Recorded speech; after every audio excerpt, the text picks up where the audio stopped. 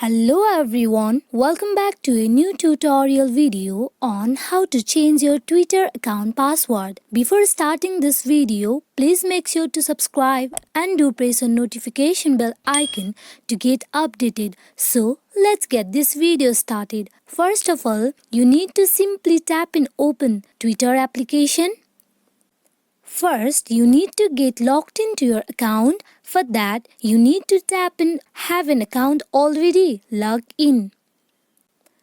Provide your registered email address or phone number or username. Tap in Next. Provide your password. Tap in Log in. At the very first page of Twitter, you can see three horizontal lines on top left corner. Tap on it. Tap in Settings and Privacy. Under Settings and Privacy, tap in Account.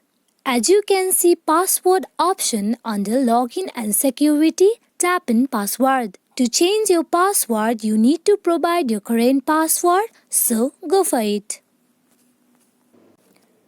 Now, go in for providing a new password for your account that must contain at least 8 characters.